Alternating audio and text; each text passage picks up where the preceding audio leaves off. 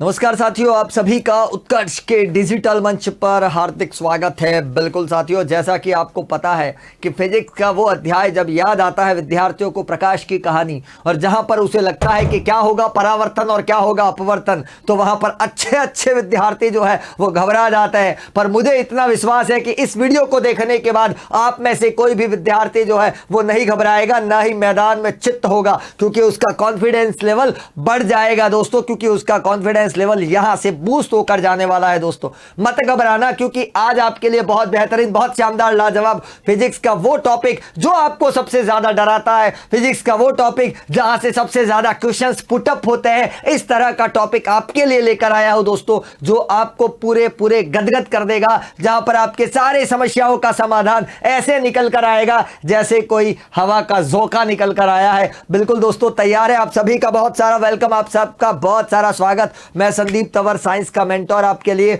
आज क्या लेकर आया हूं आपके लिए खास दोस्तों, गोलीय दर्पण से प्रतिबिंब निर्माण। दोस्तों गोलीय दर्पण से प्रतिबिंब निर्माण की प्रक्रिया को आज आप और हम सब जानने वाले हैं। दोस्तों तैयार है आप सभी? पूरी तरीके से तैयार है भाई, जितनी तरीके से आप तैयार है उससे डबल एक्साइटमेंट के साथ मैं तैयार हूं दोस्तों। तो बहुत बेहतर तरीके से आज हम बहुत सारी चीजों को देखने वाले हैं। तो दोस्तों क्या क्या पढ़ेंगे? सबसे पहले गोलीय दर्पण क्या होता है। एक ऐसा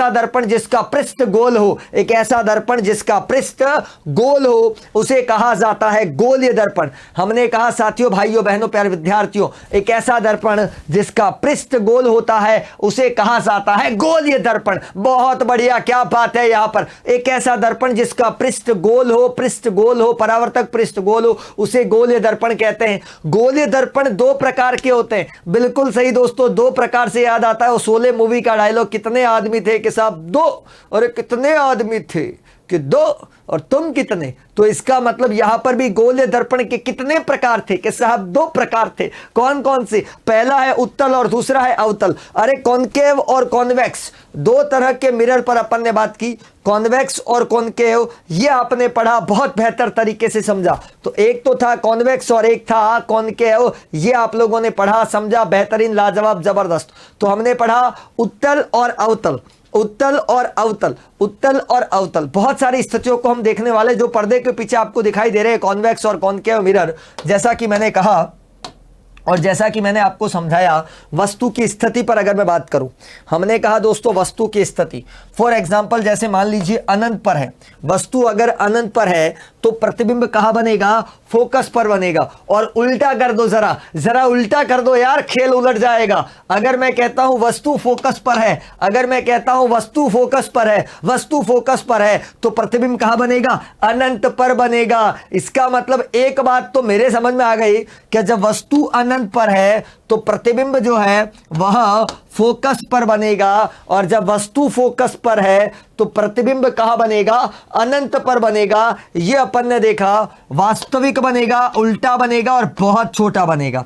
ठीक उसी प्रकार से दूसरी कंडीशन हम देख पा रहे हैं, वस्तु C और अनंत के मध्य है। दोस्तों जब वस्तु C और अनंत के मध्य है, जब वस्तु C और अनंत के मध्य है तो प्रतिबिंब कहां बनेगा? F और C के मध्य बनेगा। और इसी का उल्टा कर दो भैया जरा, अरे यार इसी का उल्टा कर दो ना। हमने कहा F और C के मध्य वस्तु है तो प्रतिबिंब कहां बनेगा? C और अनंत के मध्य बनेगा। ये आप लोगों ने संदीप सर के साथ पढ़ा, बहुत बेहतरीन, लाजवाब, जबरदस्त, शानदार, बेहतरीन, जबरदस्त, क्या बात है। फिर उसी प्रकार हमने कहा जब वस्तु P और F के मध्य है, P और F के मध्य है तो आभासी, सीधा और बड़ा बनेगा और दर्पण के पीछे बनेगा। ये आपने देखा यहां पर, बिल्कुल ठीक, पहली कहानी। तो दोस्तों सबसे पहले अपन पढ़ते हैं गोलीय दर्पण के नियम। हम सबसे पहली चीज जो आज पढ़ने वाले हैं दोस्तों, बहुत जबरदस्त, ताकि उससे हमारे कॉन्सेप्ट गदगद हो जाए, सारी चीजें क्लियर हो जाए, और वो है दोस्तों गोलीय दर्पण के नियम। साथियों गोलीय दर्पण के नियम, जहां पर हम पढ़ने वाले गोलीय दर्पण के नियम। अरे तैयार हो क्या आप सब? बिल्कुल सर, पूरी तरीके से तैयार है, पूरे जज्बात के साथ, पूरी ताकत के साथ। दोस्तों पहला नियम होता है, यदि प्रकाश की किरण मुख्य अक्ष के समांतर है, साथियों मुख्य अक्ष के समांतर है, ये देखिए, यदि प्रकाश की किरण मुख्य अक्ष के समांतर है, क्या होता है मुख्य अक्ष? अरे जो बीच में से जा रही है रेखा, उसे हम कहते हैं मुख्य अक्ष। ये लाइन गई बीच में से, ये लाइन गई बीच में से, इसको हम बोलते हैं मुख्य अक्ष। यहाँ पर लिखा P, यहाँ पर लिखा C और यहाँ पर लिखा F, ये है मुख्य अक्ष। हमने कहा मुख्य अक्ष के समांतर है, बिल्कुल ठीक। ये देखिए ये जा रही है मुख्य अक्ष के समांतर। यहाँ से क्या होगा, यहाँ से क्या होगा, यहाँ से परावर्तन होगा और परावर्तन के बाद जिस बिंदु से जाएगी वही बिंदु होगा फोकस बिंदु, वही बिंदु होगा फोकस बिंदु, वही बिंदु होगा फोकस बिंदु। ये आप एक बात देख पा रहे हो। उसी प्रकार अगर मैं उत्तल दर्पण में देखूंगा तो यहाँ पर भी क्या होगा, अगर प्रकाश की किरण ये देखिए ये गई है यहाँ पर, ये देखिए गई है यहाँ पर, ये आपके सामने ही है, जा रही है, बिल्कुल ठीक। उत्तल दर्पण है, प्रकाश की किरणों को फैला देगा, ऑब्वियसली बात है प्रकाश की किरणों को फैला देगा। और जहाँ पीछे की तरफ जाकर ये प्रतिबिंब बनेगा वो प्रतिबिंब कहाँ जाकर बनेगा, बिल्कुल सही बात है दोस्तों, फोकस पर बनेगा। वो प्रतिबिंब कहाँ बनेगा, फोकस पर बनेगा। अगर उत्तल है तो आभासी प्रतिबिंब बनेगा, उत्तल है तो आभासी बनेगा और अवतल है तो वास्तविक प्रतिबिंब बनेगा। ये अपन ने देखा।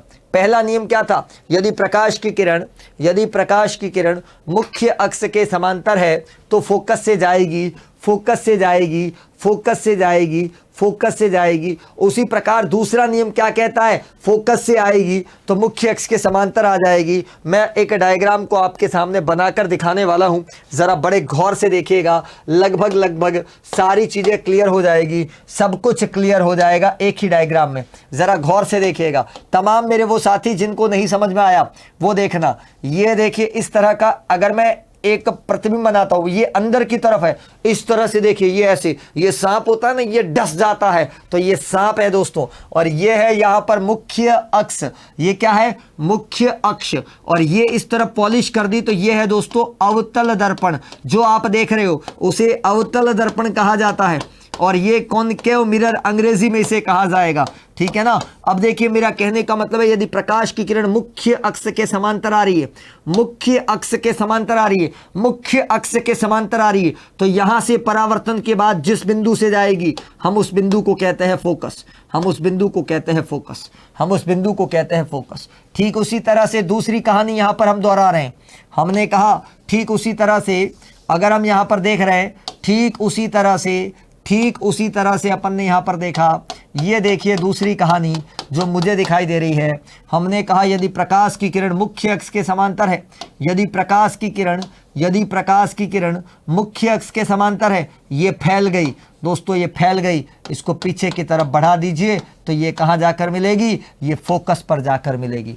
इसका मतलब क्या हुआ, एक बात आपने पढ़ी, अवतल दर्पण जो होता है वो वास्तविक प्रतिबिंब बनाता है और उत्तल दर्पण सदैव आभासी प्रतिबिंब बनाएगा। एक बात आप समझ रहे हो, अवतल दर्पण सदैव रियल इमेज बनाएगा, जबकि यही उत्तल एक आभासी काल्पनिक वर्चुअल इमेज बनाएगा, आभासी काल्पनिक और एक वर्चुअल इमेज बनाएगा। ये अपन लोगों ने पढ़ा, ये पहला नियम आप लोगों ने पढ़ा यहां पर गोलीय दर्पण का, और वो था दोस्तों मुख्य अक्ष के समांतर है। अरे क्या है मुख्य अक्ष, अरे जो सेंटर से होकर जो लाइन पास होती है ना उसी को मुख्य अक्ष कहते हैं। और इसके समांतर अगर कोई लाइट आ रही है, यहां से परावर्तन हुआ, परावर्तन के बाद दोस्तों, परावर्तन के बाद जिस बिंदु से गुजरती है, जिस बिंदु से गुजरती है, जिस बिंदु से गुजरती है, जिस बिंदु से गुजरती है, हम उसे कहते हैं, जिस बिंदु से गुजरेगी, यहां से फोकस से जा रही है दोस्तों, ये फोकस से जा रही है,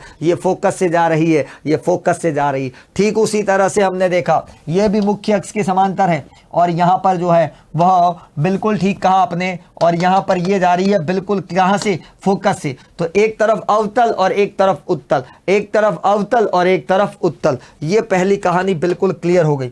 फिर मैं दूसरी कहानी, ये पहली कहानी, ये दूसरी कहानी, ये पहली कहानी, ये दूसरी कहानी, ये अपन ने लिखा, ये आपने क्लियर कर दिया। यहाँ पर जो दूसरी कहानी अपन देख पा रहे हैं, जो समझ पा रहे हैं, अब उसमें क्या होगा, अगर प्रकाश की किरण फोकस से आ रही है, ये देखिए ये अवतल दर्पण है, ये भी ये आपके सामने ही है अवतल दर्पण, और यहां से देखिए ये फोकस से आ रही है, ये फोकस से आ रही है, तो ये यहां से परावर्तन के बाद मुख्य अक्ष के समांतर हो गई।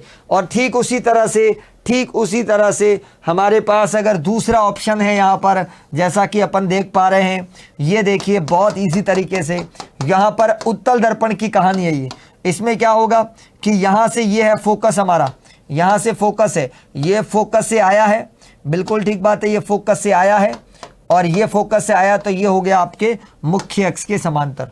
तो एक बात हमने पढ़ी कि अगर प्रकाश की किरण मुख्य अक्ष के समांतर है, मुख्य अक्ष के समांतर है, तो कहां से जाएगी?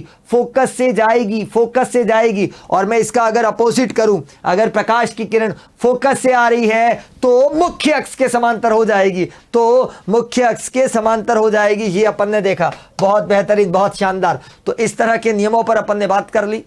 I बराबर R अंतिम नियम होता है, पर ये यहां पर इतना काम नहीं आने वाला है। पर दोस्तों मैं आपको यहां पर बता दूं, एक और जरूरी यहां पर मैसेज आपको देना चाहता हूं। जो तीसरा नियम जो है बहुत इंपॉर्टेंट, जिसको अपन कहते हैं कि अगर प्रकाश की किरण C से आ रही है, C से आ रही है तो C पर जाएगी, वक्रता बिंदु से आती है। अगर जैसे अवतल दर्पण है, हमने कहा अगर हम अवतल दर्पण की बात करें, अवतल दर्पण की बात करें जो कि वास्तविक प्रतिबिंब बनाता है, और दूसरी तरफ मैं अगर उत्तल दर्पण की बात करूं, मैं अगर उत्तल दर्पण की बात करूं जो कि आभासी प्रतिबिंब बनाता है, एक वास्तविक बनाएगा और एक आभासी बनाएगा। ये देखिए, ये प्रकाश की किरण अगर C से आ रही है, ये अगर C से आ रही है, ये अगर C से आ रही है, ये C से आ रही है तो वापस C पर ही जाएगी। ठीक उसी तरह से यहां पर भी देखेंगे, अगर प्रकाश की किरण ये देखिए, ये यहाँ पर अगर C से आ रही है, ये यहाँ पर C से आ रही है, बिल्कुल ठीक, तो ये वापस कहाँ जाएगी? C पर ही जाएगी। मतलब एक बात हमने पढ़ी, C से आने वाली प्रकाश की किरणें C पर ही जाती है, C पर ही जाती है। ये देखो C से आई, ये C से आ रही है, यहाँ से टकराई और वापस उसी पथ पर लौट आई। ये आपने देखा अवतल दर्पण, क्योंकि यह रियल इमेज बनाता है, और जबकि यहाँ पर देखिए ये वर्चुअल इमेज बनेगा। ये C मानकर चल रहे, C काल्पनिक है। उत्तल दर्पण अपन ने देखा।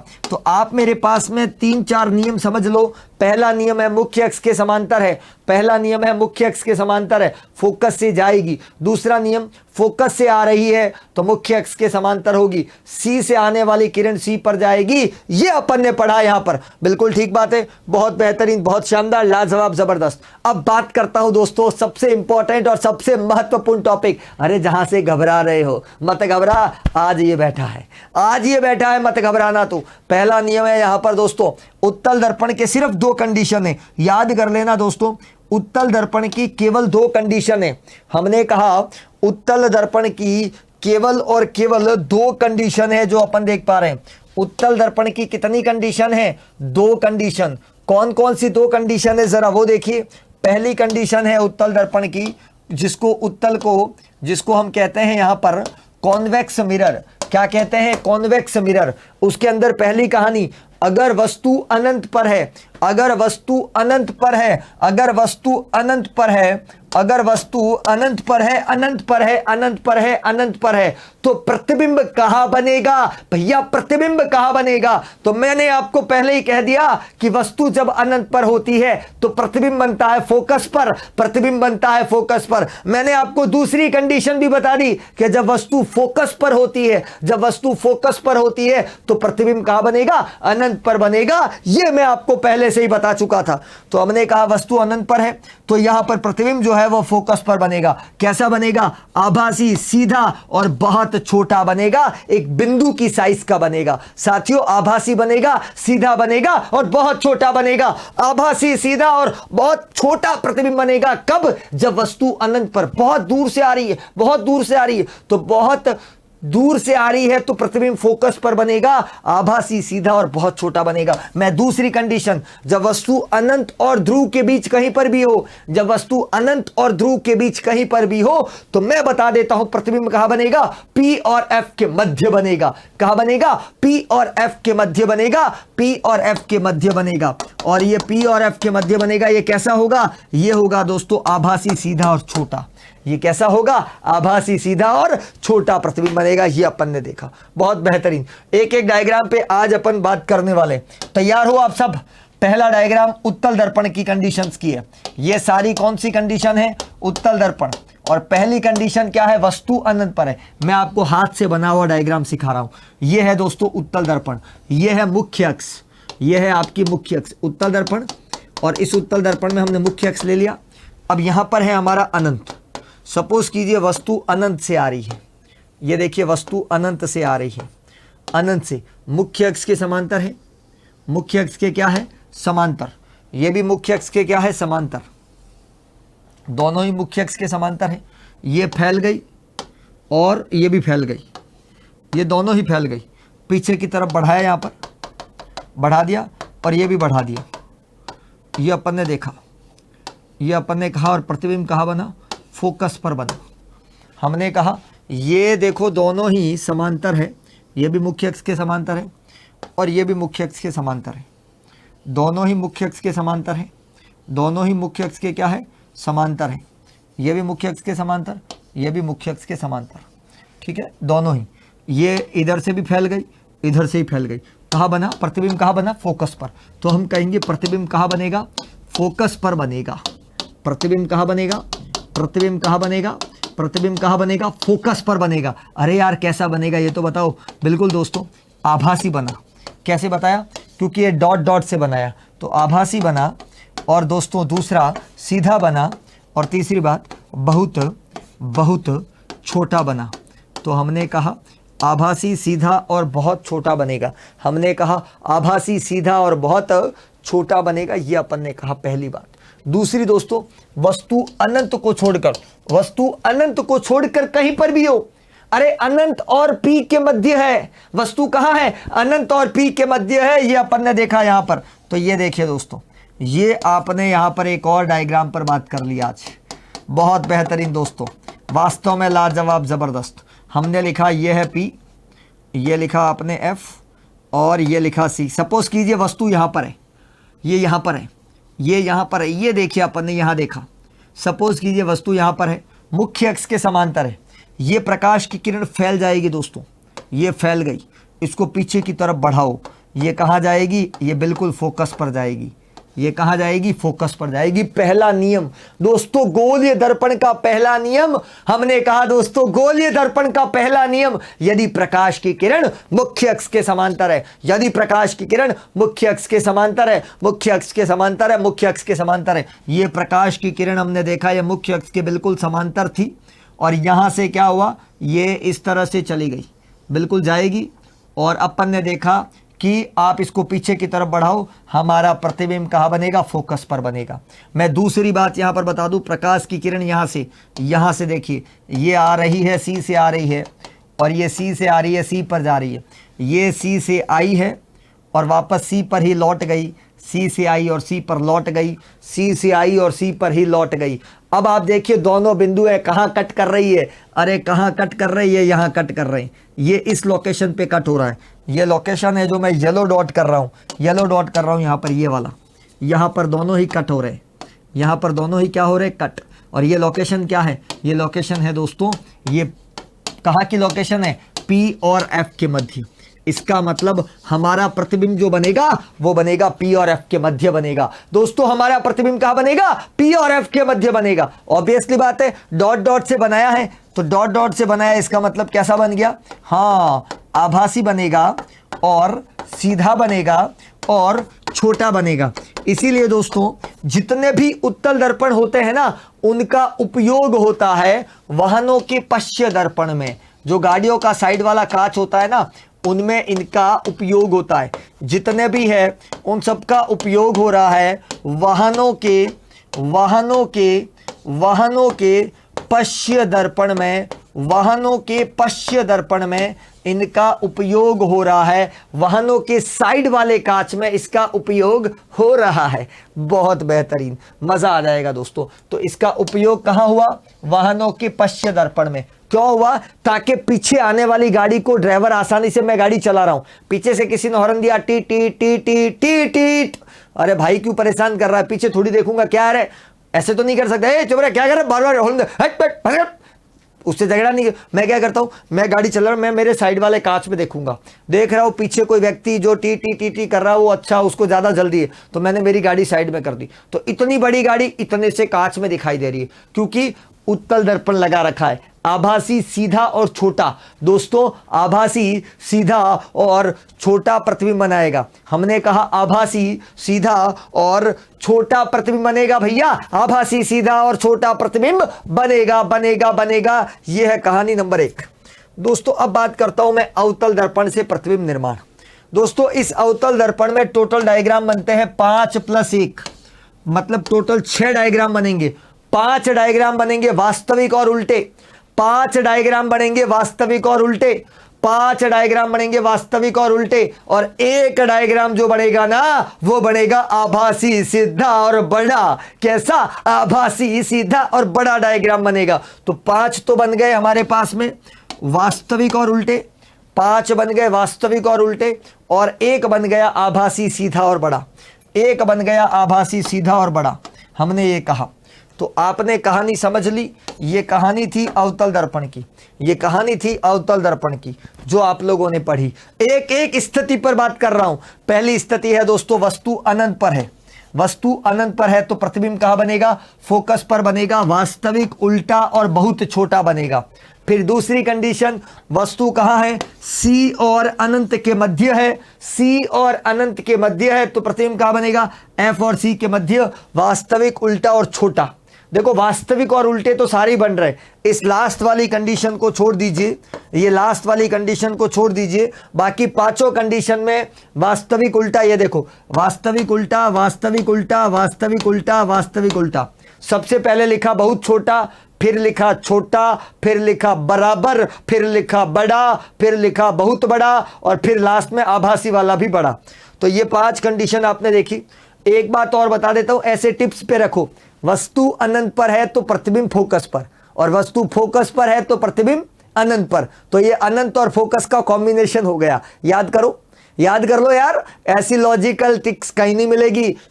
किसी को बताना नहीं कि मैंने आपको लाइव क्लासेस के दौरान बताया था, मत बताना किसी को। वस्तु अनंत पर है तो प्रतिबिंब फोकस पर बनेगा, और वस्तु फोकस पर है तो प्रतिबिंब अनंत पर बनेगा। तो अनंत और फोकस का स्वाहा करवा दिया, कन्यादान हो गया यहां पर। चलिए बहुत अच्छी बात है। दूसरी कहानी, वस्तु सी और अनंत के मध्य है। हमने कहा वस्तु सी और अनंत के मध्य है, सी और अनंत के मध्य है वस्तु, तो प्रतिबिंब कहां बनेगा? एफ और सी के मध्य बनेगा। प्रतिबिंब कहां बनेगा? एफ और सी के मध्य बनेगा। अब उल्टा कर दो, अगर वस्तु एफ और सी के मध्य है, अगर वस्तु एफ और सी के मध्य है तो प्रतिबिंब कहां बनेगा? बिल्कुल दोस्तों, सी और अनंत के मध्य बनेगा। ये हमारी दूसरी कहानी हो गई। और मेरी आखिरी कहानी जो मैं आपको बताने वाला हूं कि अगर हमारी वस्तु सी पर है, अगर वस्तु सी पर है तो प्रतिबिंब भी कहां बनेगा? सी पर ही बनेगा। ये हुई बात यहां पर। बहुत शानदार। चलिए आज के सारे कॉन्सेप्ट पूरे हो गए, बहुत बढ़िया दोस्तों, मजा आ गया। चलिए अब बात करते हैं पहला डायग्राम जो आपको इंतजार था, जिसका वस्तु अनंत पर है तो प्रतिबिंब कहां बनेगा? साथियों वस्तु अनंत पर है, अवतल दर्पण का पहला डायग्राम जल्दी से देखिए। यहां पर वस्तु अनंत पर है, ये लिखा एफ, ये लिखा सी, और यहां लिखा पी फॉर पोल।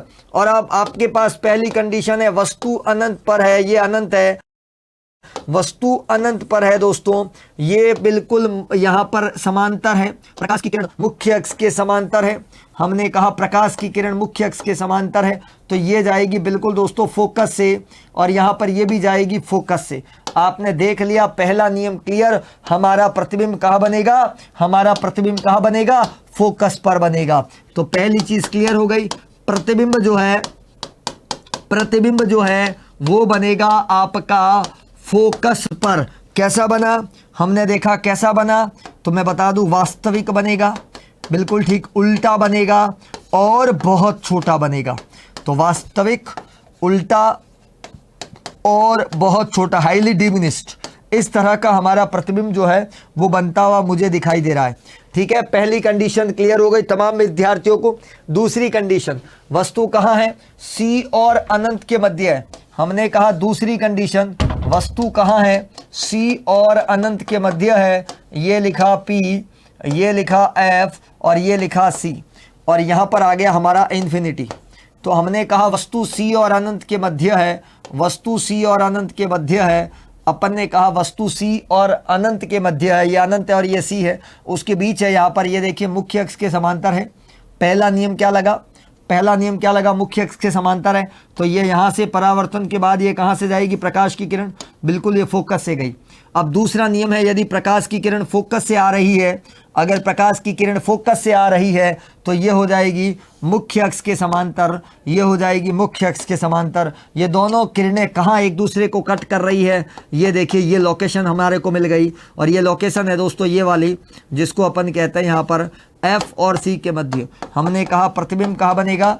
एफ और सी के मध्य। मैंने आपको शुरुआत में ही कह दिया कि जब सी और अनंत के बीच है तो एफ और सी के बीच बनेगा, और यही कंडीशन वापस उल्टी होगी, जब एफ और सी के बीच होगा तो प्रतिबिंब वापस कहां बनेगा, सी और अनंत के बीच बनेगा। ये कैसा बना, वास्तविक बनेगा।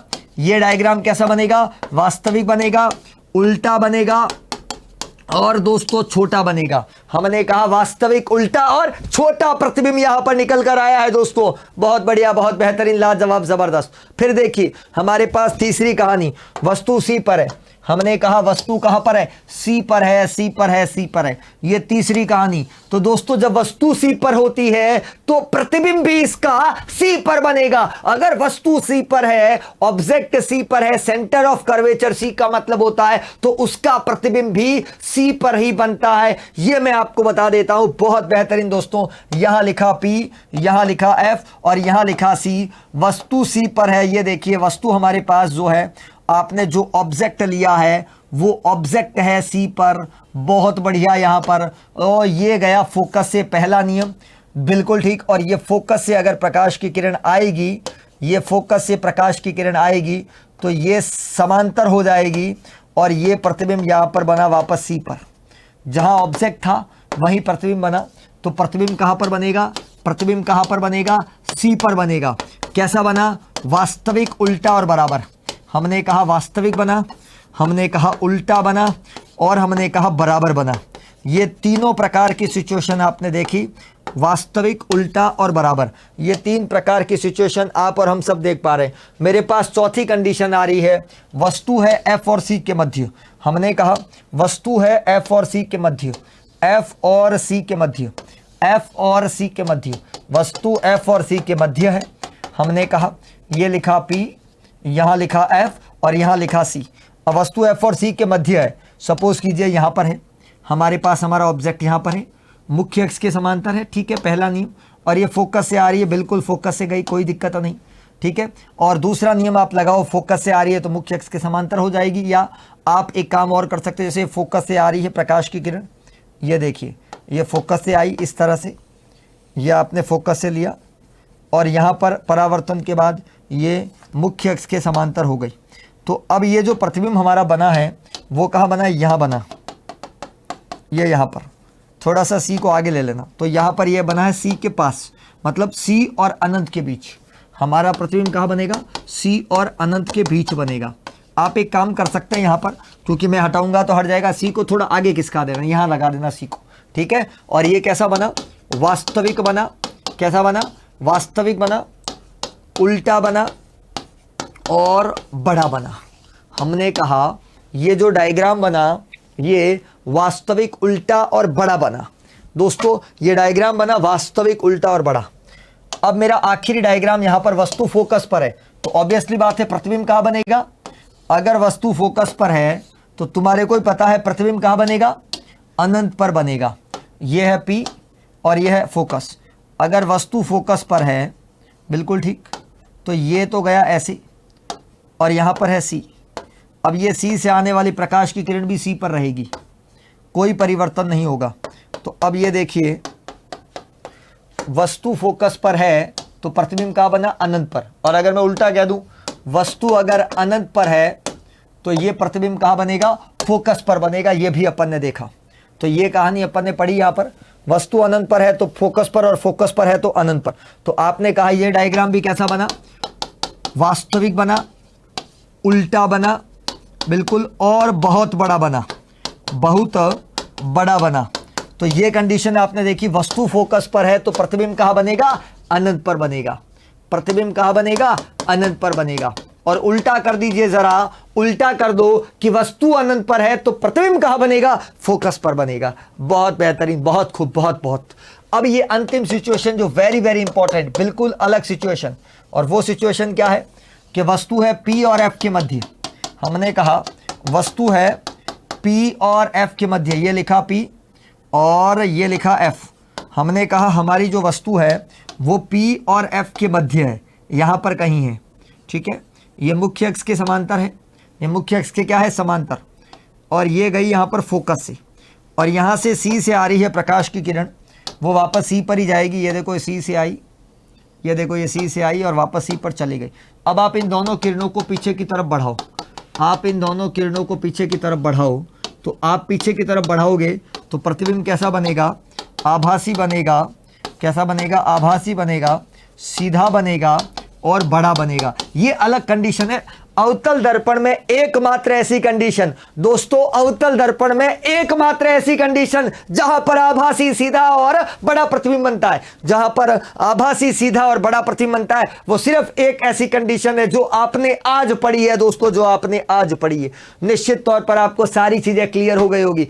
अब ये अवतल दर्पण काम कहां आता है दोस्तों, ये काम आता है टॉर्च में, सर्च लाइट में। हमारे घर में जो सोलर इंडक्शन होता है ना, जिसको सौर कुकर कहते हैं, सौर भट्टी कहते हैं, वहां पर भी अवतल दर्पण का उपयोग होता है। उसके अलावा जो डेंटिस्ट होता है ना, दांतों के बीच में खड्डा होता है, उसको देखने के लिए, जूम करके देखने के लिए, क्योंकि आभासी और बड़ा बनाता है ना प्रतिबिंब, तो वहां पर भी दंत चिकित्सक, डेंटिस्ट भी यूज करते हैं दोस्तों अवतल दर्पण का। और हमारी गाड़ियों की हेडलाइट, सबसे इंपॉर्टेंट, हमारी गाड़ी की हेडलाइट्स वो भी दोस्तों अवतल दर्पण के बने होते हैं। ये आपने पढ़ा दोस्तों आज के इस लेसन के अंदर, आज के सेशन के अंदर। टॉर्च और सर्च लाइट, सौर भट्टी जिसको हम कहते हैं सौर कुकर, जिसको हम कहते हैं सौर कुकर, और दंत चिकित्सक, डेंटिस्ट, दांतों को बड़ा करके देखने के लिए, और वाहनों के हेडलाइट्स, उनमें भी इसका उपयोग होता है। ये अपन ने यहां पर देखा। बहुत बढ़िया दोस्तों, बहुत शानदार, बहुत जबरदस्त, बहुत बेहतरीन। आप सब बहुत अच्छी तरीके से देख रहे। अगर आपको अच्छा लगा हो, अगर आपको समझ में आया हो कि आज हमने उत्तल और अवतल दर्पण के कॉन्सेप्ट पढ़े, आपको मजा आया हो, तो इस सेशन को शेयर कर दीजिए, एक लाइक का बटन दबा दीजिए। आपका एक लाइक का बटन इस टीचर का मोटिवेशन को बढ़ाएगा, इस टीचर को प्रोत्साहन मिलेगा कि इतने सारे बच्चों ने देखा है। अच्छा लगा हो तो ही शेयर करना, वरना मत करना। मैं अभी भी कह रहा हूं, तो यही बात कहना चाहता हूं, कर भला तो हो भला। अगर आप किसी का भला करोगे, निश्चित तौर पर भगवान आपका भला करेगा, ईश्वर आपका भला करेगा। करो दोस्तों, जितनी मदद हो सके। अच्छे वीडियो शेयर करने चाहिए, अच्छे वीडियो को लाइक करना चाहिए। पसंद आया हो तो करें, नहीं तो ना करें, और जरूर जरूर शेयर करें। बहुत बढ़िया। इस तरह के और भी बहुत जबरदस्त, जो इंपॉर्टेंट टॉपिक्स, जो बहुत महत्वपूर्ण टॉपिक, जो मेरे विद्यार्थियों को संशय में डालते हैं, जो उनके लिए डाउट्स पैदा करते हैं, जो खतरे में डालते हैं, उनके लिए बंदा तैयार रहेगा। ड्रीम 100 जिंदा है, जिंदा रहेगा। और बिल्कुल दोस्तों आपके साथ हूं, साइंस की धुआंधार पारी के साथ। आप सब जुड़े उसके लिए बहुत बहुत धन्यवाद, और हृदय पूर्वक आप सभी का आभार, धन्यवाद। ऑल द बेस्ट विद्यार्थियों, थैंक यू सो मच।